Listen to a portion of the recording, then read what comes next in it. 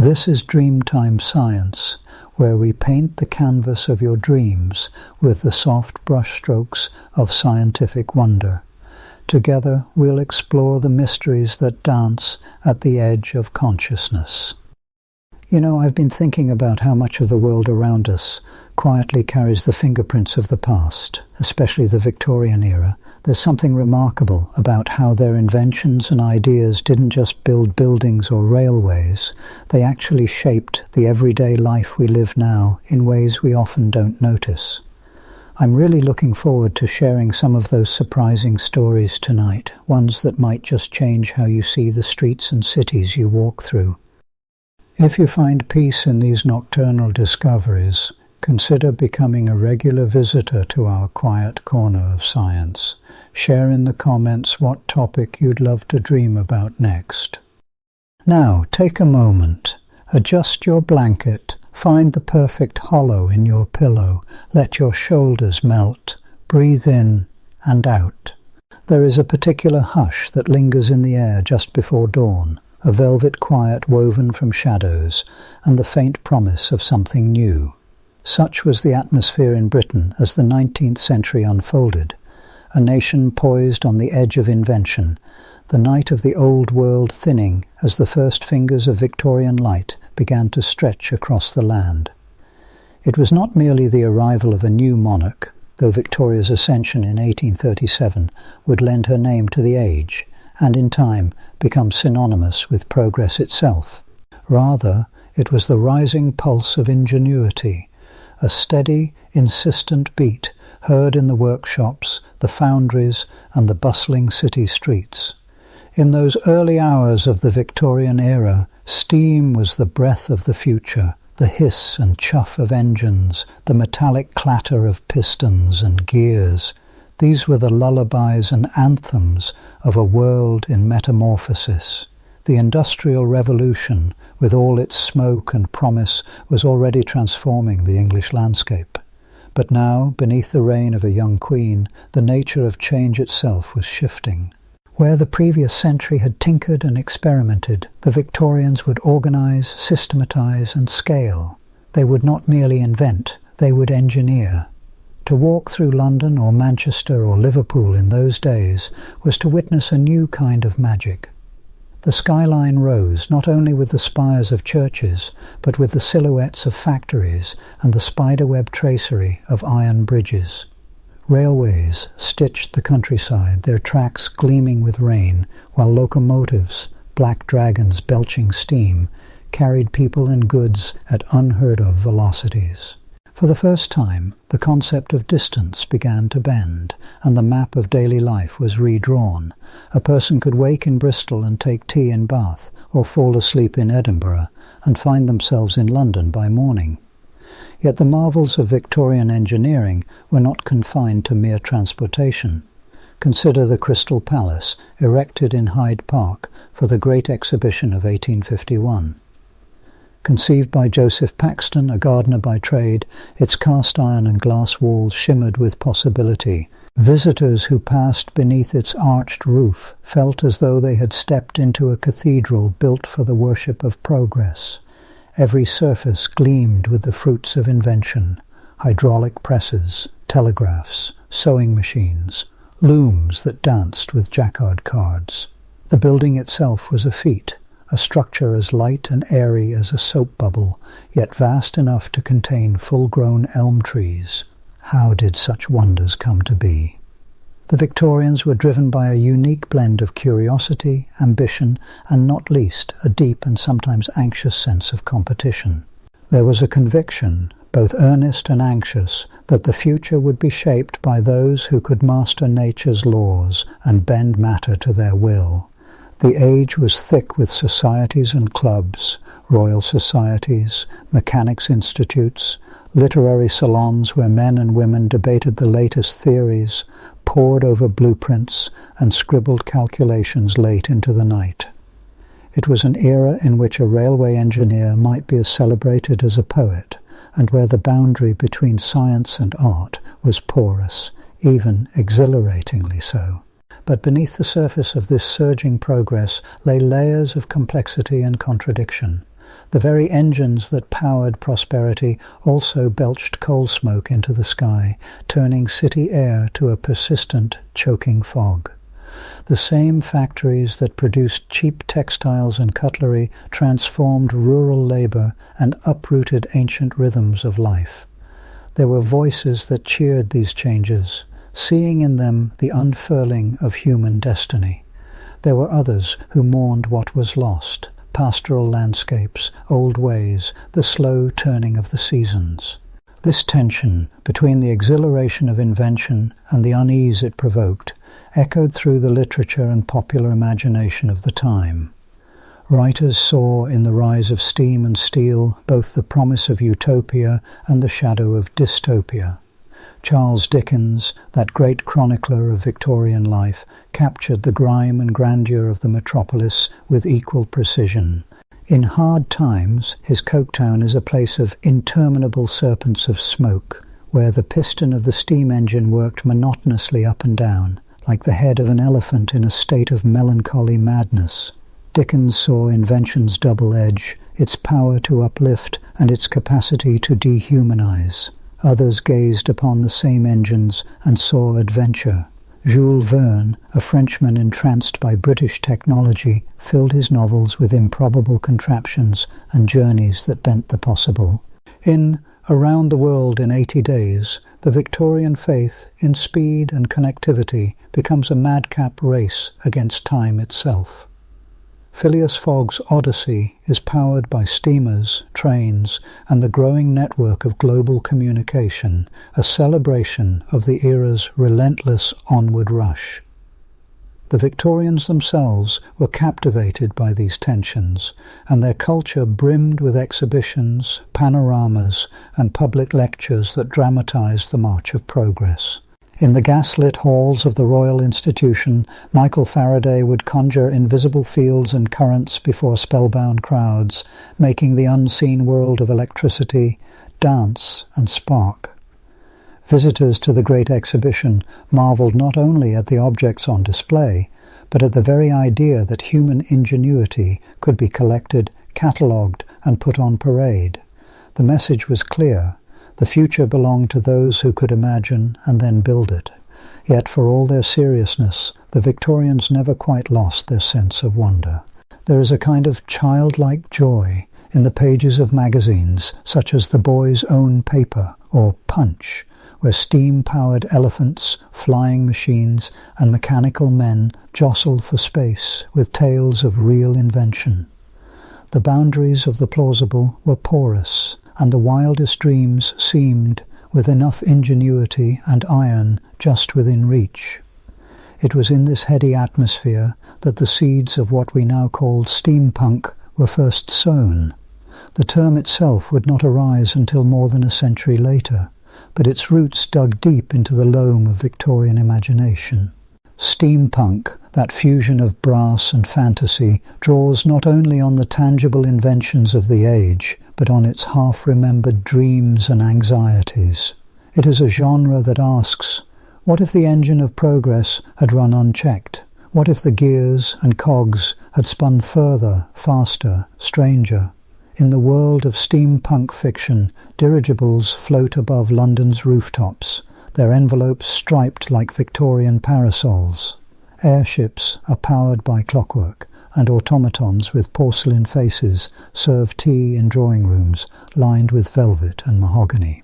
The great machines of the era, Babbage's analytical engine, Stephenson's rocket, the mysterious engines of the Crystal Palace, are not merely historical artifacts, but living, whirring characters in their own right. The genre revels in the tactile pleasures of the Victorian material world, the click of a lock, the hiss of steam, the glint of brass goggles on a determined brow. But steampunk is more than nostalgia. It is, at heart, a meditation on the possibilities and perils of invention. In these fictional universes, the boundaries between human and machine blur. The scientist is as likely to be a magician as a mathematician. There is an implicit question in every tale. What does it mean to be modern? What is gained and what is lost when we place our faith in mechanisms and engines? the Victorians themselves were not immune to such questioning. Mary Shelley, writing just before the dawn of the Victorian age, had already conjured the figure of Frankenstein's monster, a creation stitched together from ambition and hubris, brought to life by the mysterious currents of electricity. The monster stands at the threshold of the era, a warning and a promise. In the years to come, the boundaries of the possible would stretch further still, and the question of responsibility would haunt every inventor's workshop. In the drawing rooms of the middling classes, meanwhile, the fruits of invention found their way into daily life. Gas lamps replaced flickering candles, their steady flames illuminating parlours and city streets. Water closets, once rare and novel, became fixtures of the modern home. The sewing machine hummed in the corner, liberating hours of labour. A modest household might boast a stereoscope, that curious device which transformed photographs into windows of three-dimensional depth. To own such objects was to participate, however modestly, in the great drama of progress. Behind these domestic marvels stood legions of unnamed engineers, machinists, and artisans. Their labour was often invisible, their names lost to history, but their contributions were everywhere. The sewing machine, for instance, was not the invention of a single genius, but the culmination of decades of tinkering and incremental improvement. Elias Howe, Isaac Singer, and a host of others, each adding their own cog to the mechanism. So too with the telegraph, the steam engine, and the countless other devices that defined the age. The Victorian genius lay not only in invention, but in the stubborn collaborative work of refinement. Outside the cities, in the countryside, the rhythms of invention pulsed more slowly, but their effects were no less profound. The steam plough and the mechanical reaper altered the ancient relationship between farmers and their fields. New fertilizers and selective breeding transformed the harvest. Telegraph wires, strung between masts like the strings of some vast instrument, carried news and gossip across distances that would once have taken days to traverse. The countryside, though slower to change, was not immune to the dawn of invention. All the while, artists and writers were watching, listening, interpreting. The pre-Raphaelites, with their luminous canvases, painted an idealized medieval past, even as the world around them became ever more mechanized. Alfred, Lord Tennyson, in his poem Locksley Hall, gave voice to the Victorian faith in progress. For I dipped into the future, far as human eye could see, saw the vision of the world, and all the wonder that would be. Yet even Tennyson's vision is tinged with melancholy, a sense that each step forward leaves something behind. The interplay between science and story, between fact and fancy, was perhaps the defining characteristic of the Victorian dawn. The age was one of encyclopedic ambition, a hunger to catalogue, to classify, to comprehend. The great museums of London and Oxford swelled with specimens, butterflies pinned in glass, fossils arranged in evolutionary sequence, models of engines and bridges and distant stars. The Victorians sought to build a map of knowledge as intricate and interconnected as the railways that spanned their island. And yet, for all their rationality, the Victorians never quite relinquished the enchantment of the unknown. Ghost stories and tales of the supernatural flourished alongside treatises on electromagnetism and geology. The same newspapers that reported the latest feat of engineering also carried rumours of haunted houses and mysterious apparitions. The boundary between science and superstition was thin, and the two often walked hand in hand. In the quiet hours of the evening, when the city's engines slowed and the great glass halls of the exhibition emptied, one could sense the deeper currents at work. The Victorians were building not just engines and bridges, but a new way of seeing the world, a gaze that was at once analytical and awestruck. Their inventions, both real and imagined, would echo down the decades, shaping not only the landscape, but the very fabric of modern consciousness. Thus the dawn of Victorian ingenuity was not a singular event, but a slow, golden unfolding, a tapestry woven from iron and glass, from dreams and calculations, from ambition and anxiety. Its legacy would linger, casting long shadows and bright possibilities over all that followed, as the engines of progress gathered speed and the world itself seemed poised, perpetually on the cusp of transformation. And somewhere, in the soft clatter of gears and the distant whistle of a train, one could almost hear the heartbeat of a new era, steady and unresolved, beckoning us onward. Beneath the restless skies of Victorian Britain, the land itself was being rewritten.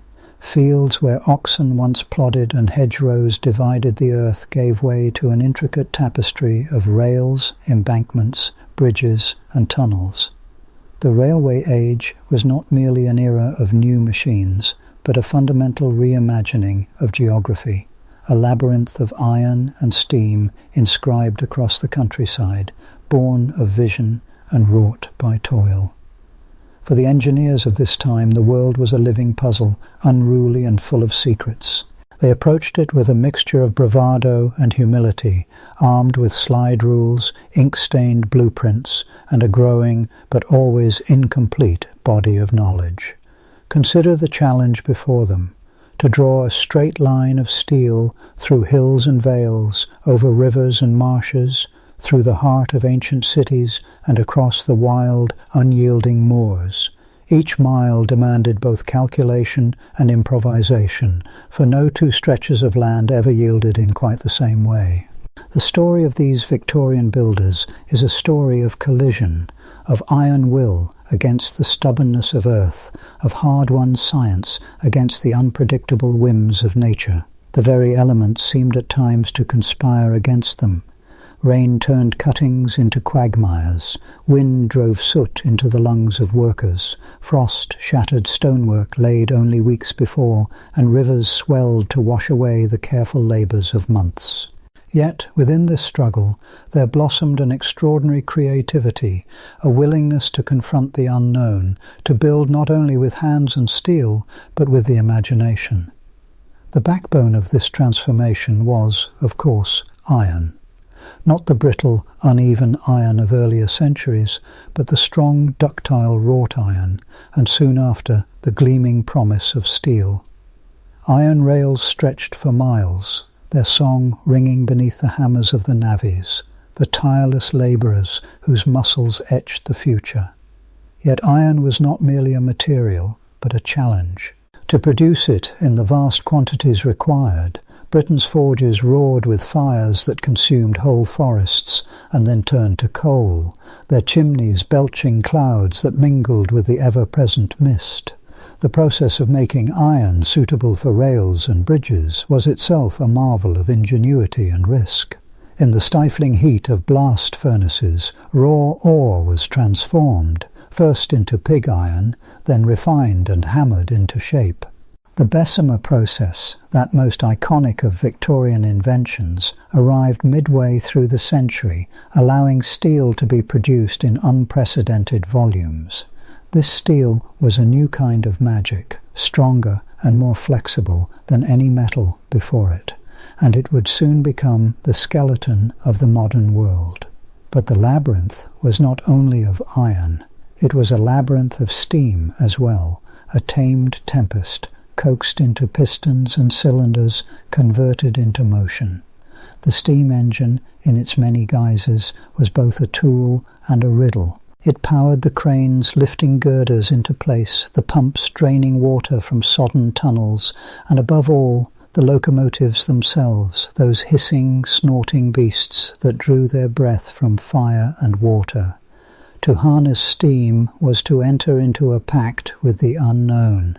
Early engines were temperamental, prone to explosions, breakdowns, and mysterious ailments. Engineers became part alchemist, part physician, forever listening to the pulse and rattle of their machines, forever vigilant for the faintest hint of trouble. The mathematics of thermodynamics was still in its infancy, and much of what was done was guided by experience. by rules of thumb passed down from elder to apprentice, by a kind of mechanical folklore. Imagine the construction of a great railway bridge, spanning a river shrouded in morning fog. The site is alive with a cacophony of sound, the clang of hammers on iron, the shouts of foremen, the grinding of gears as steam cranes lift sections of girder skyward. At the center of it all stands the chief engineer, notebook in hand, eyes scanning the evolving landscape. He is both conductor and detective, orchestrating hundreds of men and machines, yet always wary of the hidden dangers lurking beneath the surface. The riverbank might seem firm, but who can say what lies beneath?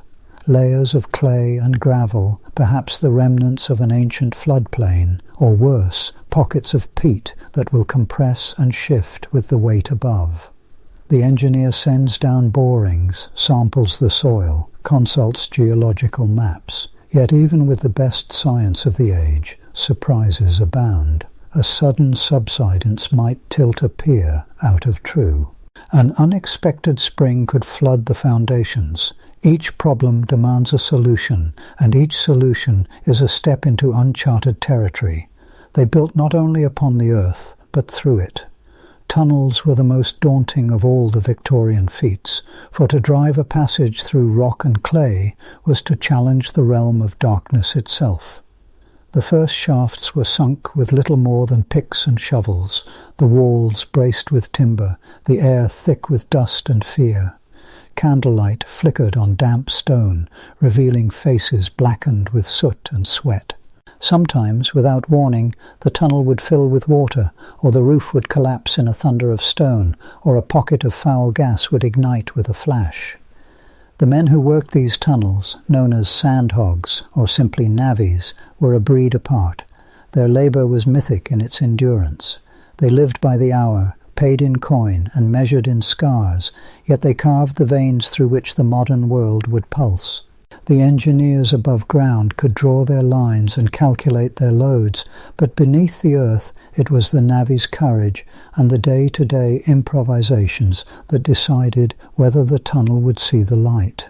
Even the simplest seeming engineering problems could become quagmires of uncertainty. Consider the laying of tracks across a marsh. The soft ground would not hold the weight. So the engineers tried first one method, then another, layers of brushwood, rafts of timber, piles driven deep into the mud. Sometimes it worked, and sometimes, overnight, the tracks would sink out of sight, as though swallowed by the earth. No amount of calculation could fully predict what the land would do. The limits of understanding were everywhere, and progress depended as much on adaptability and courage as on science. Yet, for all their challenges, the Victorians were not simply blundering forward in the dark. They were methodical, observant, and ever eager to learn from failure. Each collapsed tunnel, each twisted rail, each derailment or disaster became a lesson. They built models and conducted experiments. They sought the advice of geologists, chemists, mathematicians. The Royal Society and the newly formed institutions of civil engineering became forums for the exchange of ideas and the codification of best practices. The field of engineering itself matured, shifting from the realm of artisans to that of professionals, with codes, ethics, and a growing sense of collective purpose. But knowledge came slowly, and often at great cost. The limitations of materials were a constant adversary. Iron rails, for instance, could suffer from a phenomenon known as metal fatigue, a mysterious weakness that caused them to crack and fail after repeated use.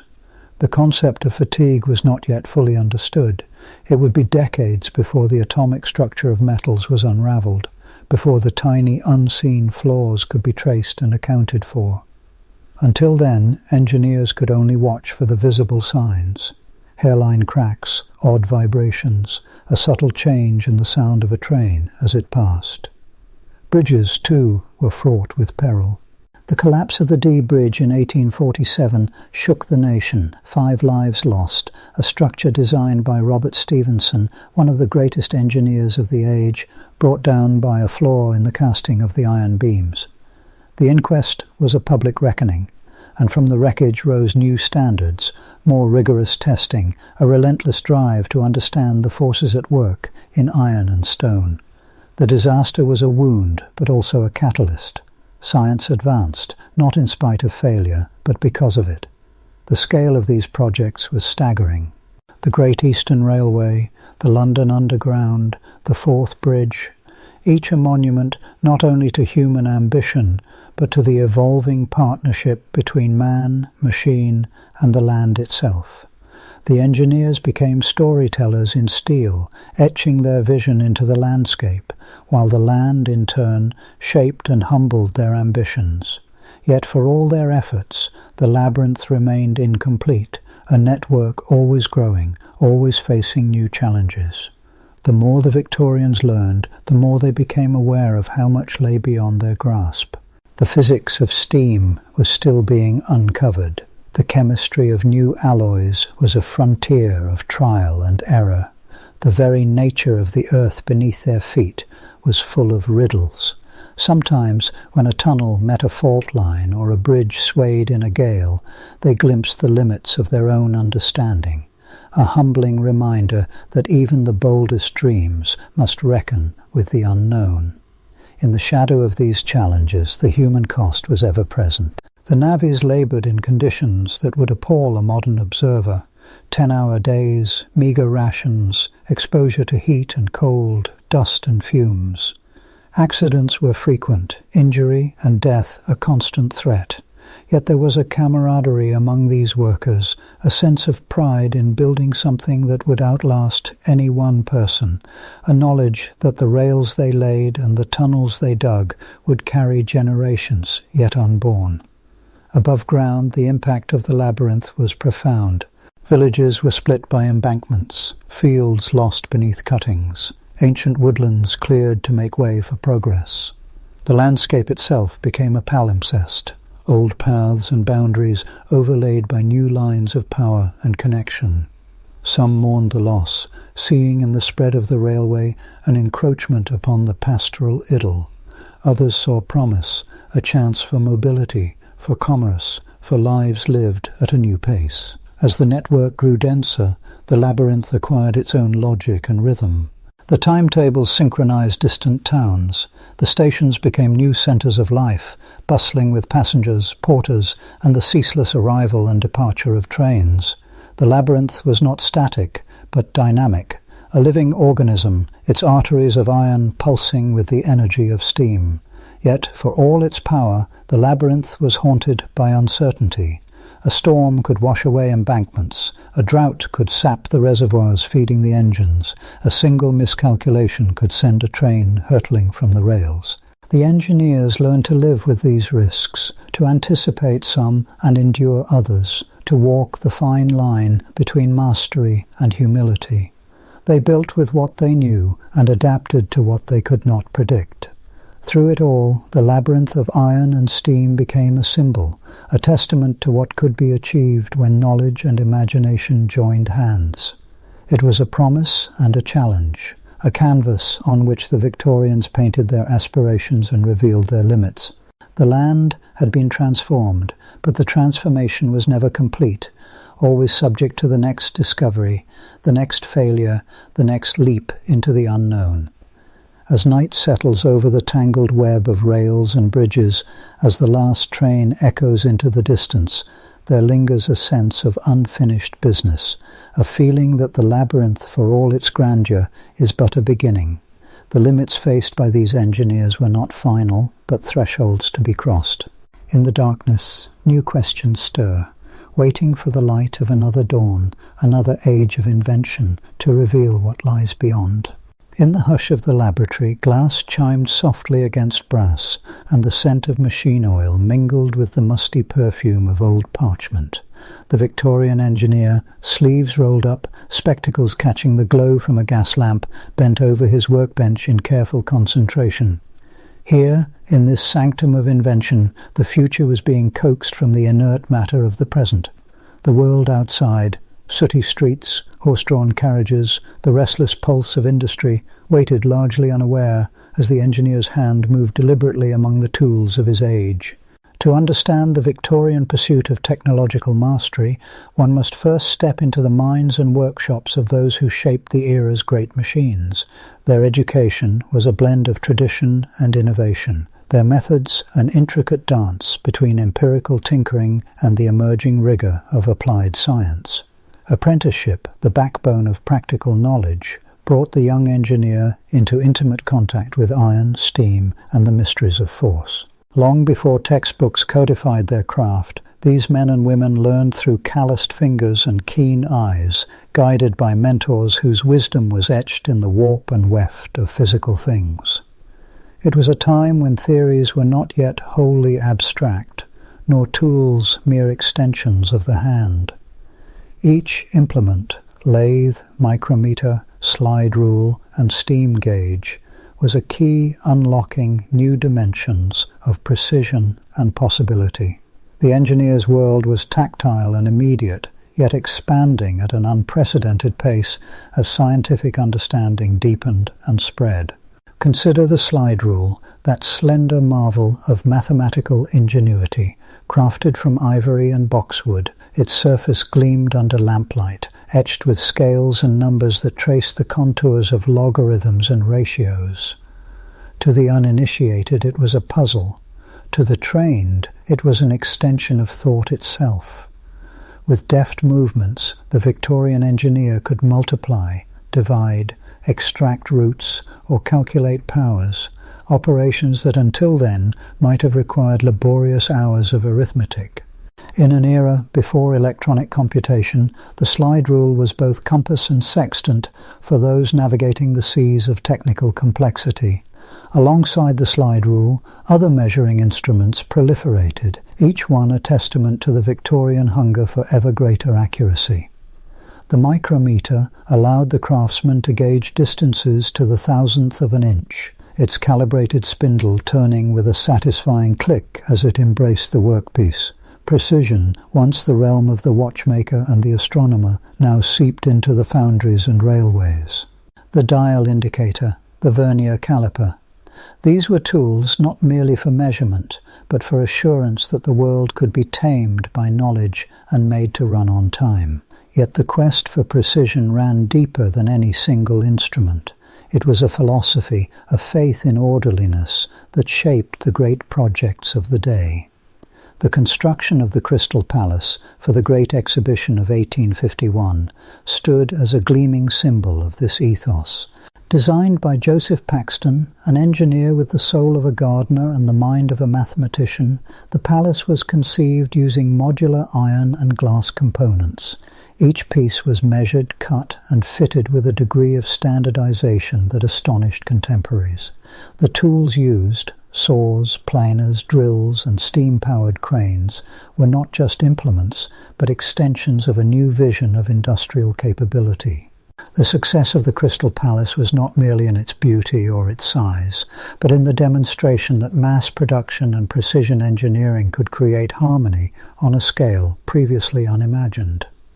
In laboratories and workshops alike, the Victorian engineer was both experimenter and observer, learning from failure as much as from triumph.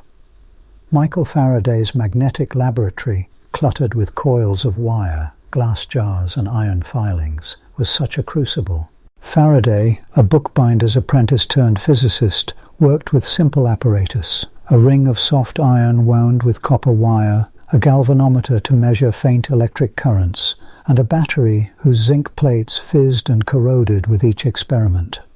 His tools were humble, yet his discoveries, electromagnetic induction, the dynamo principle, would electrify the world.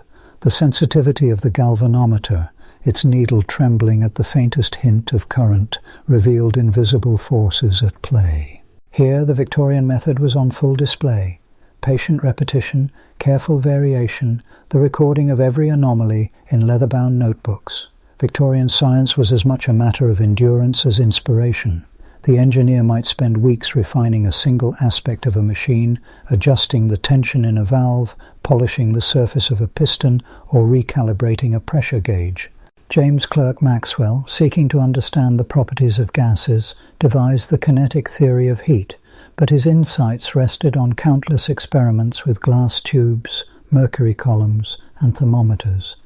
Each measurement was a negotiation between the ideal and the real, the abstract mathematics and the intractable quirks of material things. In the rail yards, the tools of time were not only those that measured, but those that cut and shaped the very fabric of industry. The lathe, powered first by foot treadle and later by steam, was the queen of the Victorian machine shop. Its rotating jaws could hold iron or brass with equal firmness, while the cutting tool, guided by skilled hands, brought forth cylinders, threads, and gears from rough stock.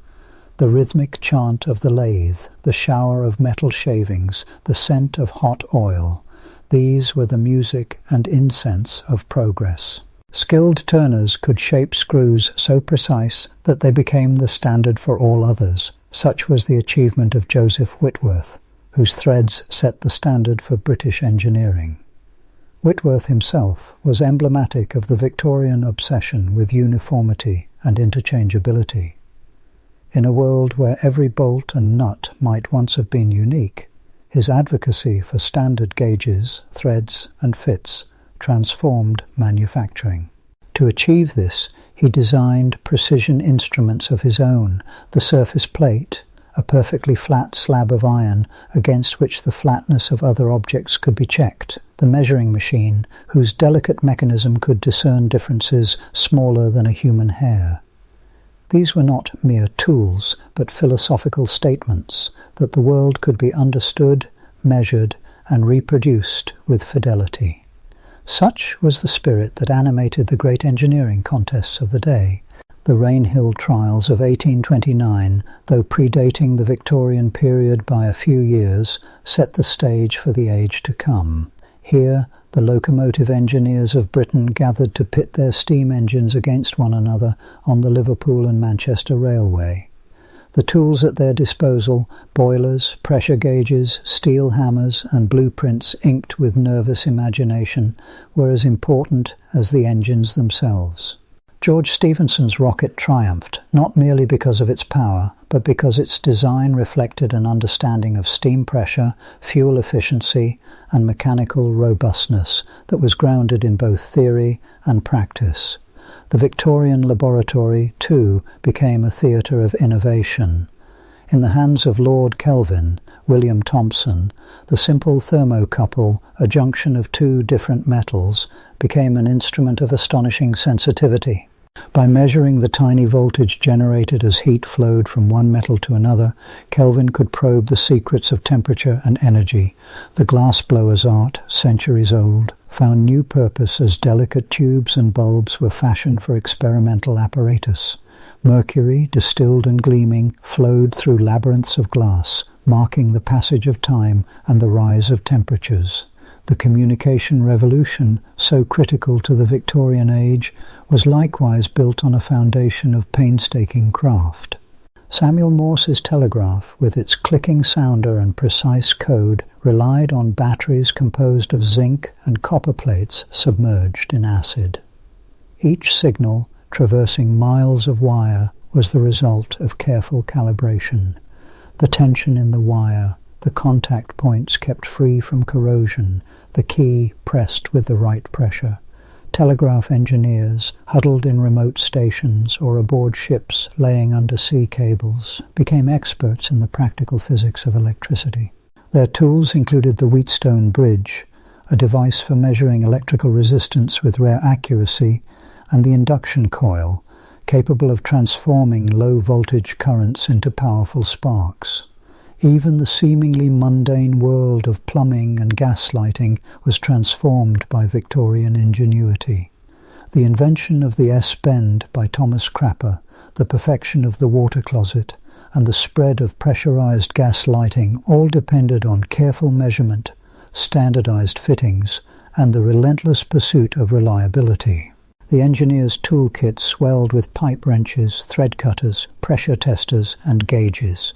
In the flickering light of gas mantles, new possibilities for urban life emerged, each one the product of methodical trial and error. The Victorian age was, in many respects, the golden era of the patent drawing and the engineering sketch. Before the advent of blueprints as we know them, inventors communicated their ideas through meticulously rendered diagrams shaded to suggest dimension and annotated with looping script. The drawing board, with its T-square and compasses, became as essential as the forge or the lathe.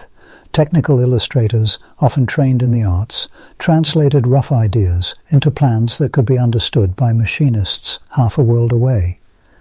Each line was a bridge between imagination and iron. Education, too, was being transformed. The founding of institutions like the Royal Institution and the Mechanics' Institutes brought scientific learning to a wider public. Here, curious minds could encounter the mysteries of electricity, mechanics, and chemistry, not as distant abstractions, but as phenomena to be seen, touched, and measured. Demonstration apparatus, spark coils, Leyden jars, air pumps were as much pedagogical tools as scientific instruments. The lecturer, often a showman, would conjure blue sparks, make frogs' legs twitch with galvanic current, or collapse a bell jar with the weight of the atmosphere, eliciting wonder and understanding in equal measure. All the while, the world outside the laboratory was changing. The tools and methods of the Victorian engineer seeped outward, transforming shipyards, textile mills, and mines. The safety lamp, invented by Humphrey Davy, relied on the principle that a fine mesh of wire could cool the flame and prevent explosions in dangerous atmospheres. The miner's tools, pick, shovel, blasting cap, were joined by the anemometer and the barometer as science reached into the depths of the earth. In medicine, the stethoscope and the hypodermic syringe joined the surgeon's kit, while the microscope opened new vistas onto the invisible world of cells and germs. Florence Nightingale's statistical diagrams, plotted with ruler and compass, revealed the patterns of disease and recovery, transforming the way hospitals were run. Here, too, the Victorian faith in measurement and systematic inquiry bore fruit. Yet even as these tools and methods multiplied, the Victorian engineer remained a creature balanced between worlds. One foot in the realm of practical craft, the other in the domain of theory, he or she moved between the noisy workshop and the contemplative study, between the clangor of industry and the hush of calculation. Each tool was both a physical object and a symbol, a way of imposing order on chaos, of turning time's flow into progress. The legacy of these methods and instruments is written not only in the machines and structures that endure, but in the very fabric of scientific inquiry. The techniques of measurement, the insistence on repeatable results, the careful documentation of every step, these habits, forged in the heat of Victorian innovation, continue to shape the way we approach the unknown. Yet for all their triumphs, the engineers and experimenters of the 19th century were haunted by mysteries they could not yet resolve. The flicker of electricity, the shimmer of heat, the pulse of the telegraph, each hinted at deeper laws, subtler forces, and realms of complexity still to be revealed. The tools of time, so precise and dependable, were also invitations to further exploration. Each measurement, each drawing, each polished thread was a question posed to the universe, and the answer was always just out of reach, beckoning the next generation onward. As the lamplight waned and the engineer set aside his tools for the night, a hush settled over the workshop. The ghostly outlines of machines and instruments lingered in the gloom, whispering of problems unsolved and discoveries yet to come. The story of Victorian ingenuity was not yet complete. It was a bridge to the modern world, built one careful measurement, one inspired experiment at a time. And so, as midnight deepened and the embers glowed faint in the grate, the tools of time rested, awaiting the hands that would soon return, poised at the edge of revelation, ready to press further still into the mysteries of nature and the machinery of progress. The remnants of the Victorian age linger all around us, often in ways subtle and unseen, sometimes as grand silhouettes against the skyline, or as the steady rhythm of our daily lives. The world the Victorians built was not merely a product of brick, steel, and steam. It was a world shaped by their philosophies, their anxieties, their hope for progress, and their struggle to reconcile the relentless march of technology with the quiet, enduring needs of the human spirit. As the night draws in, let us wander through the legacy of their age, listening for the echoes, some triumphant, some cautionary, that continue to shape the contours of our own. Consider first the notion of progress itself.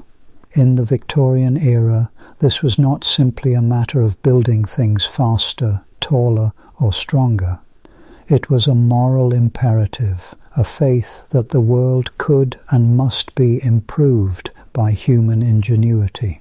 Every railway laid across the countryside, every bridge straddling a river, every humming telegraph wire stretching into the distance was an assertion of order over chaos, a declaration that the future could be shaped by careful planning and daring vision.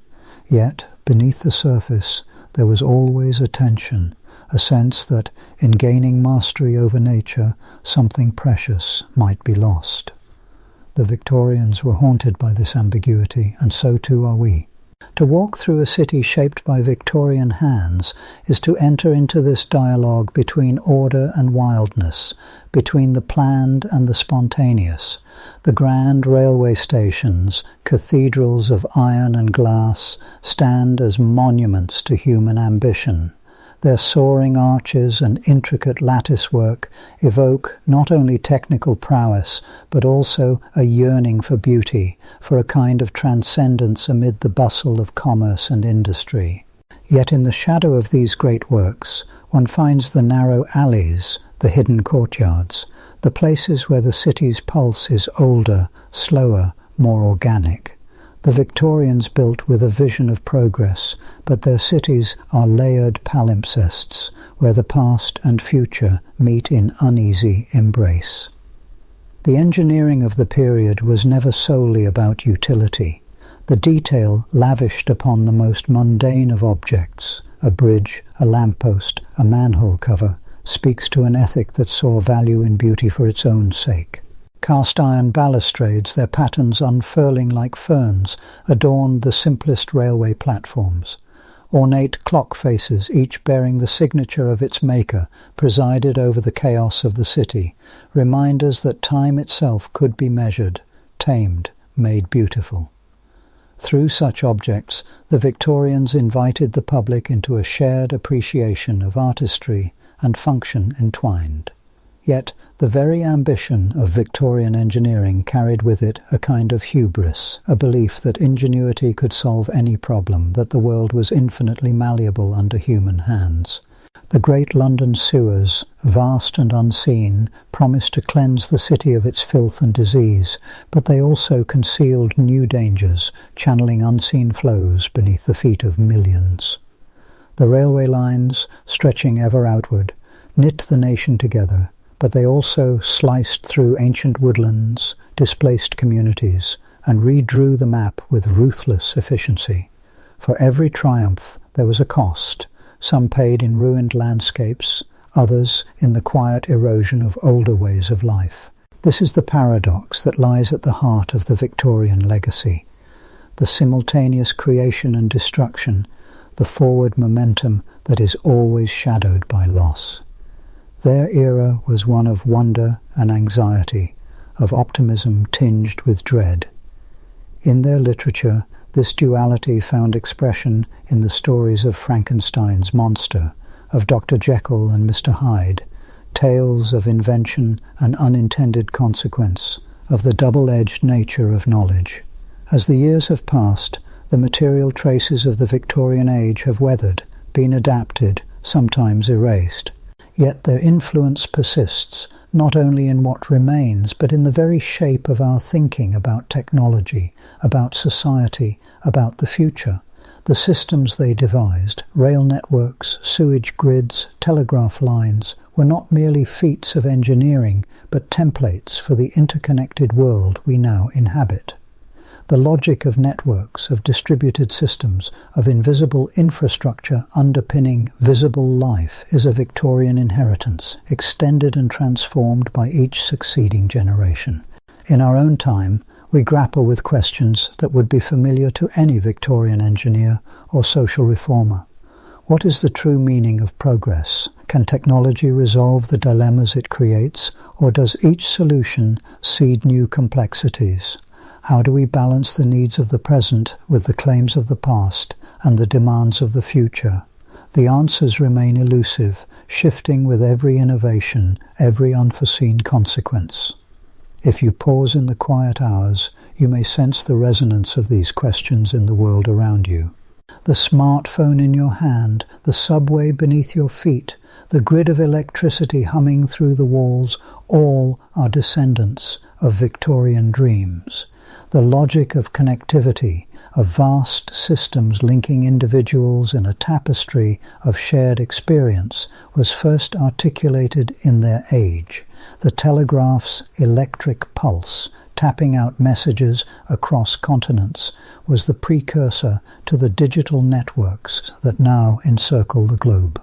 But the legacy is not only technological, it is also philosophical, ethical, aesthetic. The Victorians were obsessed with the idea of improvement, of themselves, their cities, their machines, their morals. This impulse persists, sometimes as a noble aspiration, sometimes as a source of disquiet. The belief that the world can be made better, that suffering can be alleviated by coordinated effort, that beauty and utility need not be opposed, these are gifts and burdens from the Victorian age. Yet their story also warns us against certainty. For all their ingenuity, the Victorians could not foresee the full impact of their works. The smog that choked their cities, the poverty that gnawed at the edges of their prosperity, the ecological transformations wrought by industry and empire, these shadows lengthened even as the gaslights burned brighter. The lesson lingers. Our greatest achievements are never without cost, and our vision, however far it reaches, is always bounded by the horizon of the present. There is a kind of humility in acknowledging this, a recognition that every act of creation is also an act of risk, that progress is always provisional. The Victorians, for all their optimism, learned this lesson in the aftermath of their own revolutions. The bridges that once seemed to promise endless connection sometimes collapsed without warning. The tunnels that bore beneath the earth occasionally gave way, flooding in darkness. The systems that seemed so rational, so comprehensive, revealed unforeseen vulnerabilities. And yet the response was not to retreat, but to learn, to adapt, to build again with greater care, greater knowledge. From them we inherit not only the tangible infrastructure of modern life, but also a mindset, a willingness to confront complexity, to embrace uncertainty, to see the world not as a finished work, but as an ongoing project. This is perhaps their most enduring legacy, the conviction that the world can be remade, and that we are, all of us, participants in that continual act of making. The Victorian age also reminds us of the importance of the public sphere, the idea that great works are not only the property of the powerful, but belong to the common life of the city, the nation, the world. The railway stations, the museums, the public parks, the libraries. These were spaces where people of all classes could mingle, where knowledge, beauty, and utility were made accessible to all. In their best moments, the Victorians saw engineering not merely as a technical challenge, but as a form of service, a way of weaving the social fabric more tightly, more justly. This sense of shared purpose is not inevitable. It must be cultivated, renewed with each generation.